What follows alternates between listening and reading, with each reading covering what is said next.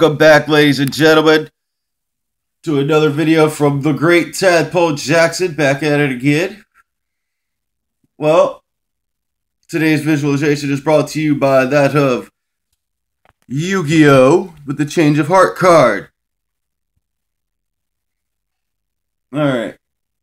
Guys, gals, everyone out there, it's time for me to just stop, getting around the, I forget the terminology for it, but basically screwing around with these videos and do what I've been meaning to do with these videos and talk truth about what I feel and think. So we're going to start today's off with Hollywood. I know I'm not that big of a YouTube channel. This video won't get many views at the beginning, but hopefully it'll start going around and getting views and people will understand the truth about media, about movies, about Hollywood, and how badly they have sucked for the past decade or so. I mean, yeah, there's been one or two good movies once a year, but half the time people don't get to see those movies, or they're not as hyped up as these other Hollywood box office hits that are basically rip-offs of older films or a complete reboot of older films and TV shows. That's all we're getting today, people. Don't you see? These movies aren't good. Angry Birds is not a good film. It shouldn't have been made. And if they did have a little bit more dialect, a little bit more, reason to want to watch this film. Other than, you like playing the Angry Birds video games? You like the Angry Birds cartoon series? We're going to give you an Angry Birds movie to go along with it. And it's still going to suck. That's it. That's all we're getting. Or we get remakes of older films, of cinema history, cinema classics. Like, yeah, they redid freaking Ghostbusters, man. I tried watching the new Ghostbusters. I really did. I gave them the benefit of the doubt. I was like, you know what? I'm going to go into this and have some form of optimism that this film is going to do good. Even though I don't like hardly any of the main characters. Not because they're female or anything. I just didn't like them as actresses. There are much better actresses we could have got to be put in this film. Okay? A lot of it was just the humor behind the Ghostbusters. There wasn't really a lot of the Ghostbusters I was expecting from Ghostbusters. It was more of, hey guys, we're Hollywood, we're going to make a new Ghostbusters, and y'all are going to love it no matter what because you're little idiots.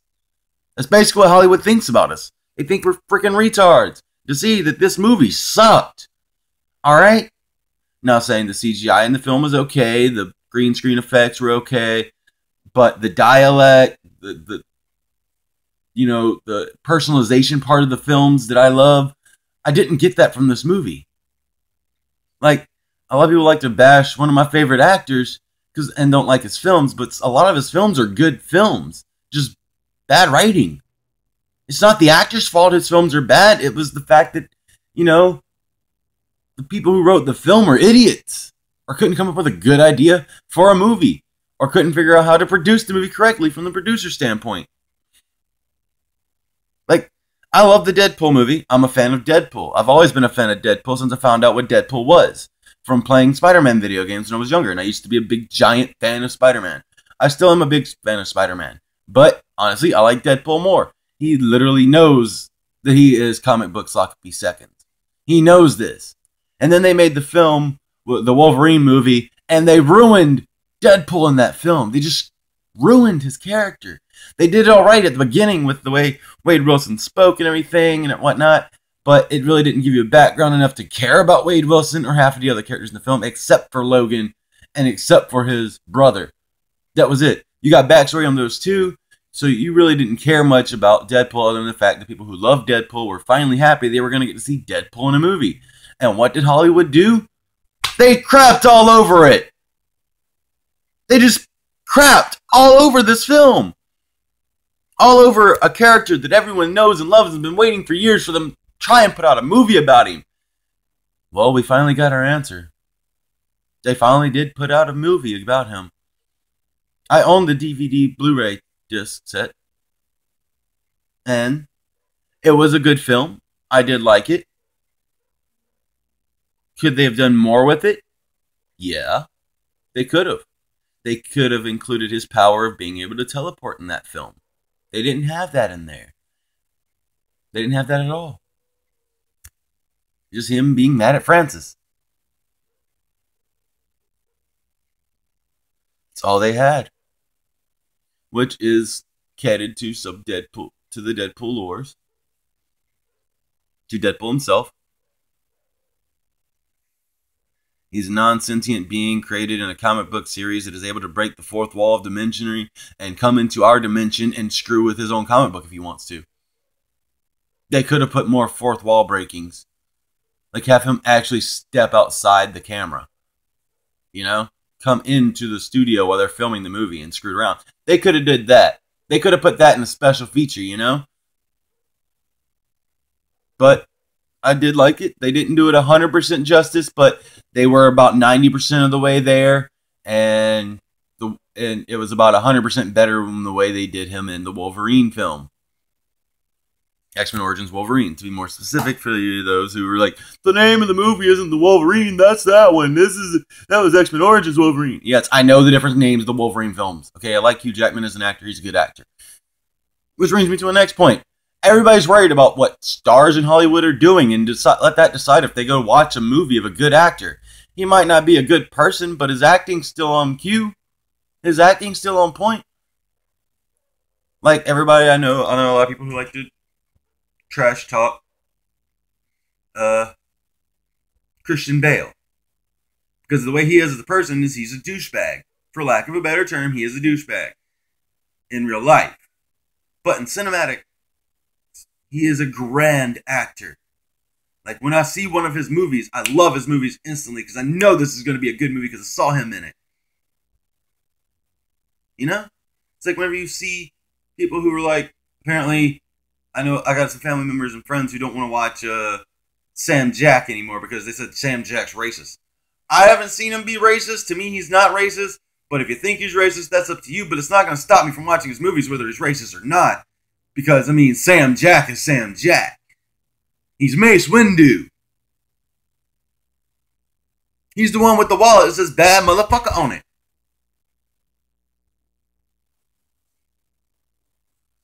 Sam Jack is a very great actor. And I love his films. I love his work. Now, if he did or didn't say anything that it was racist towards any race of people, I don't know. And I don't really care. It's not going to stop me from watching his films. And you're like, well, if you're watching his films and you support him and his beliefs. No, I support his acting career. If I wanted to support the rest, then I'd go on and comment about what he's actually saying. I'd go look it up as if I actually cared. I don't. As long as the man keeps making grand films and keeps being a grand actor in the movies, keeps playing the parts that he's playing and makes them as great as they are, I would love it. I love it.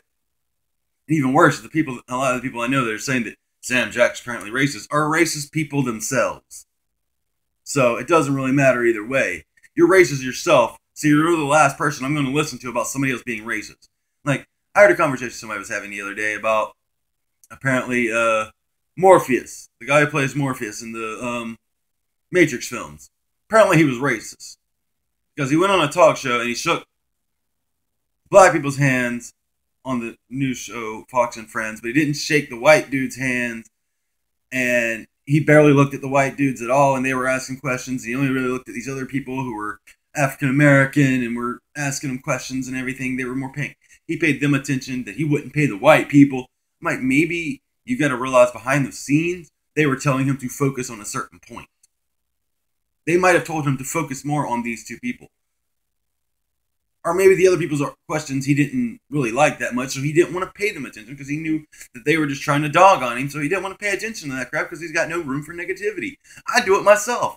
If I'm in a place and I'm talking to someone and they're having conversations and their friend's standing beside them and me and their friend's talking and the person decides they're going to ask a question that was basically out of the line to ask, or asking because they were trying to create dramatic tension or trauma or drama, whatever you want to call it, in some way, shape, or form. Am I going to pay that person attention? No. I'm going to overlook them.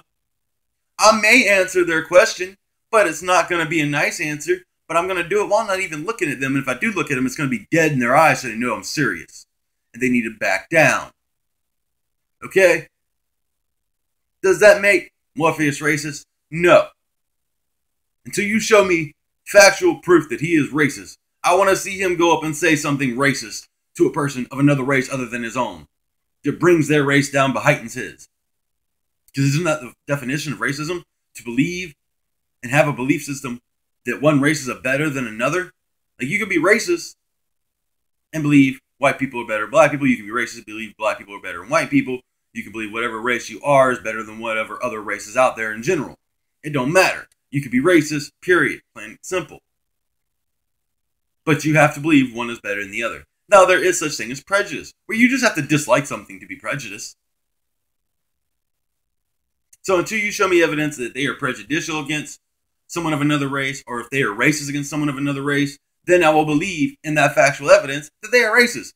Just because you say you saw something on news that you probably didn't understand yourself because you barely pay attention to what's actually going on. You just want to believe what you want to believe, and that's what you believe is right. Nobody can ever change your mind, which is the wrong mentality in life. So what?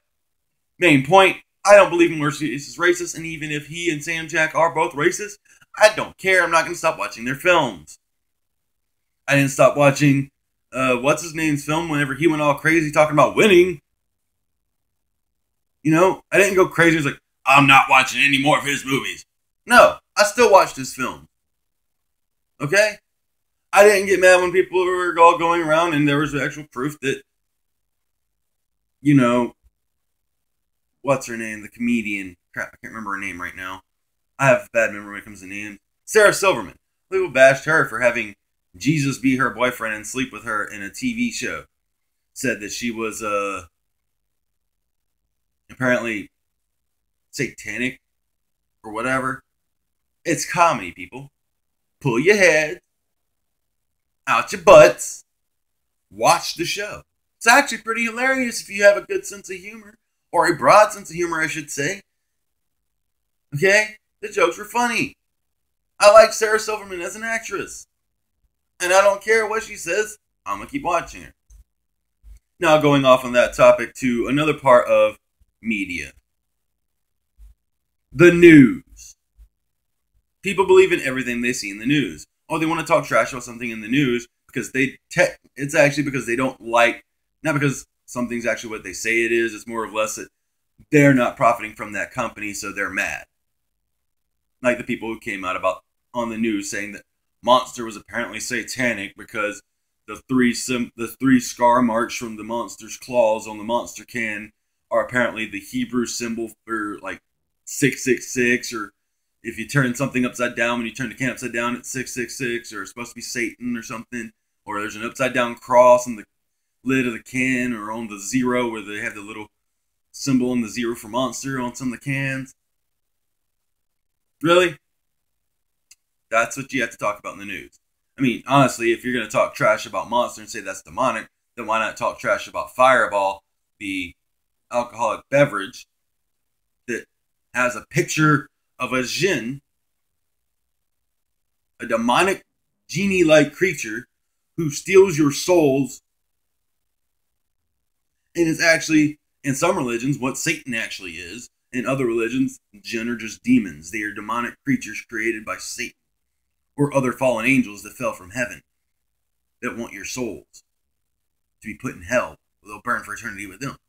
Now, I will admit, I'm not Christian, but I know a lot about the Christian belief. So, here we go. You have a picture of a demon on an alcoholic beverage. Not really all that great of a taste, and it's only 35% alcohol by volume. I'm an ex-alcoholic. Sorry. If I'm going to drink something, I want something stronger than 35%. I want at least 65 or higher, gin on up. If I'm going to be drinking, I don't want something that's going to taste like booty and then not even get me drunk unless I drink a buttload of it. They're not even good.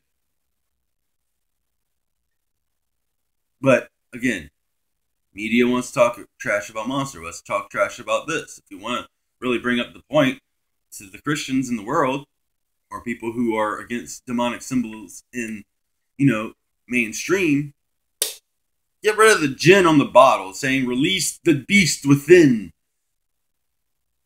It says something about a dragon, but if you look at the bottle, that is not a dragon, that is a jinn. I know the difference. Trust me, I'm obsessed with dragons and jinns and other mythological creatures. I like to know as much about them as possible. But I mean, you've got stuff like this in the media. It sucks. And then, you've got TV shows that are sitcoms that have been on forever. And now that they're out of ideas for these sitcoms, they're going to create new sitcoms that are basically the same thing as the sitcom that just went off the air. Stop it.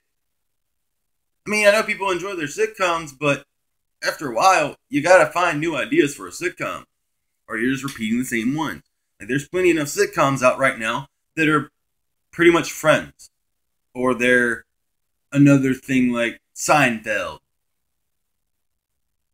Things like Fuller House on Netflix. I tried watching this. It is not the same. It's not even good. It sucked. Get it off of there. Alright, but to wrap this video up, in conclusion, guys, like I said, start looking at the movie you're watching and actually watch it and pay attention to it and realize you're watching the same crap again and again and again. Except for certain other films, like John Wick. That was a good movie. The second one comes out on the 10th.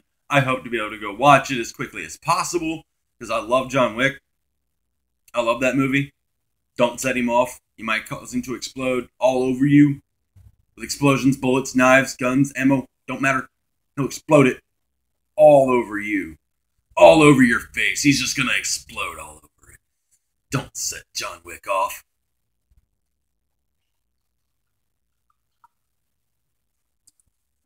So, if and when able, I will be trying my best to get to watch this film.